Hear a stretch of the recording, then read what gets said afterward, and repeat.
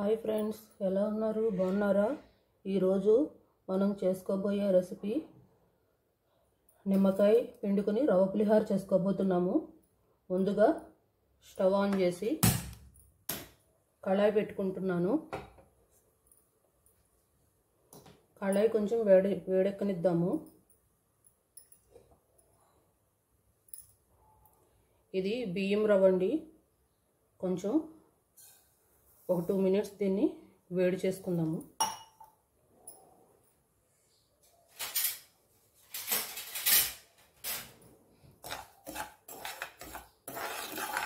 ఈ రవ్వను వేడి చేయటం వల్ల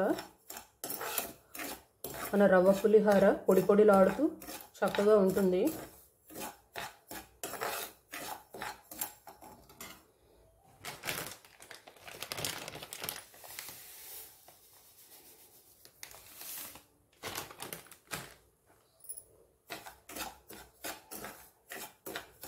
చక్కగా అటు ఇటు తిప్పుకుంటూ ఒక 2 మినిట్స్ దీన్ని వేడి చేస్తే సరిపోతుంది.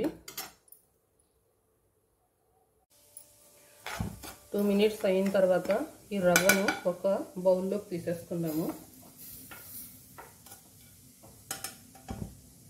ఇప్పుడు కళాయి ఆన్ చేసి మీడియంలో పెట్టుకోండి.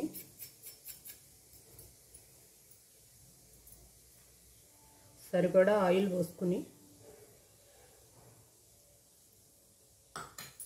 ఆయిల్ కొంచెం వేడెక్కనిద్దాము.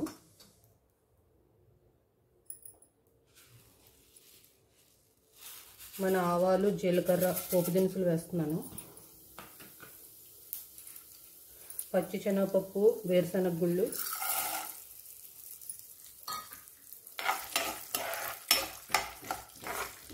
వీటిని మంచిగా వేయించుకుందాము. మనం మార్నింగ్ అప్పటికప్పుడు చక్కగా ఈ రవ్వ నిమ్మకాయ వేసుకుని రవ్వ పులిహోర తయారు చేసేసుకోవచ్చు. పాతకాలం నాటి వంట అయినా చాలా టేస్ట్గా ఉంటుంది.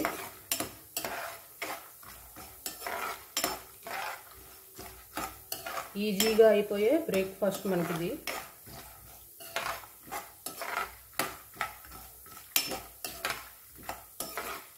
ఈ వేరుశనగ గుళ్ళు, శనగపప్పు చక్కగా వేయించుకుంటే అది మనం తింటున్నప్పుడు పంటికి తగిలి చాలా టేస్ట్గా ఉంటుంది కదా.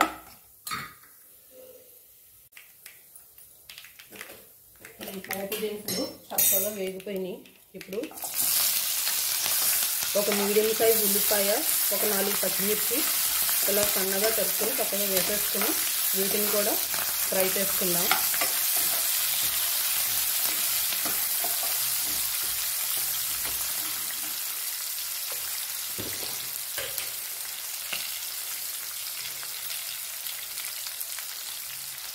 దీనిలోనే కొంచెం పసుపు వేస్తున్నాను కలర్కి.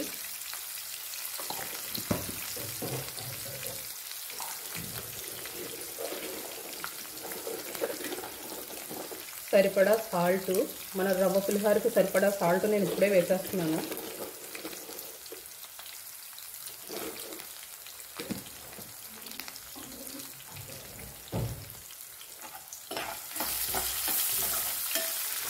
వీటన్నిటిని చక్కగా వేయించుకుందాము.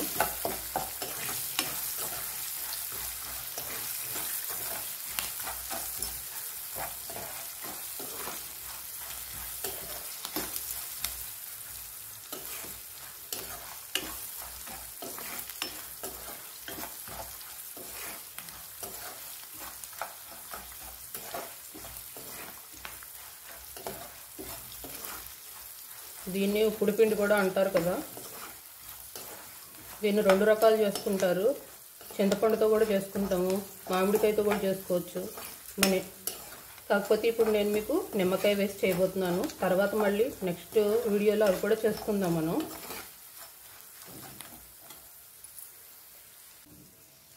ఇవి వేగిపోయినాయి. 2 ఎండుమిరపకాయలు తుంచుకుని వేసుకుందాం.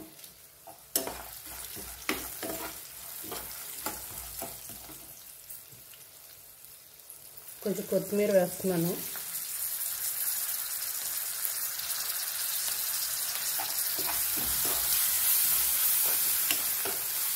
ఒకసారి కొంచెం వేయించేసుకుని వీటిని మనం ఈ గ్లాస్తో రవ్వ తీసుకున్నాం కదా, ఒక గ్లాసు, ఒక 3 గ్లాసు వాటర్ పడుతుంది.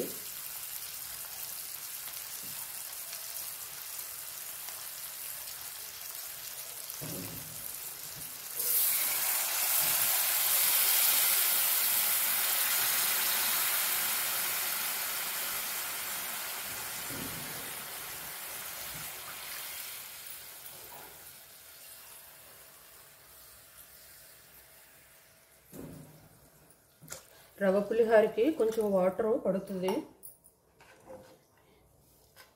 1:3 రేషియోలో తీసుకుంటే సరిపోయిద్ది. మన రవ్వ పులిహోర పొడిపొడిలాడుతూ ఉంటుంది. ఈ వాటర్ బాయిల్ చేద్దాం. మూత పెట్టేస్తున్నాను. ఒక 2 మినిట్స్ మూత పెడితే ఇది మరిగిపోతుంది. వాటర్ బాయిల్ అయిపోతుంది కదా, ఇప్పుడు ఈ రవ్వను వేసేసుకుంటున్నాను.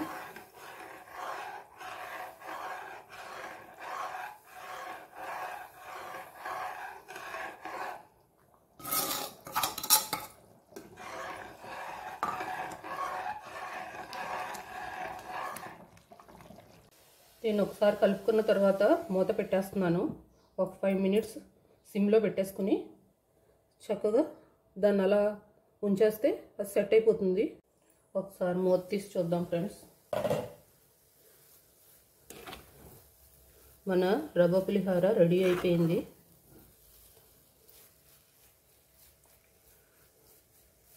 చూడండి ఫ్రెండ్స్, రెడీ అయిపోయింది. దీన్ని కొంచెం చల్లారిన తర్వాత నిమ్మకాయ పిండేసుకుంటే మన రవ్వ పులిహోర నిమ్మకాయ పిండుకొని రెడీ అయిపోతుంది. అప్పుడు మనం సర్వ్ చేసేసుకోవచ్చు. చాలా ఈజీ రెసిపీ కదా ఫ్రెండ్స్. మన ఛానల్ని ఎవరైనా కొత్తగా చూస్తున్నట్టయితే సబ్స్క్రైబ్ చేసుకోండి, లైక్ చేయండి, షేర్ చేయండి. ప్లీజ్ ఫ్రెండ్స్, మీ సపోర్ట్ నాకు చాలా అవసరం. Thank you for watching.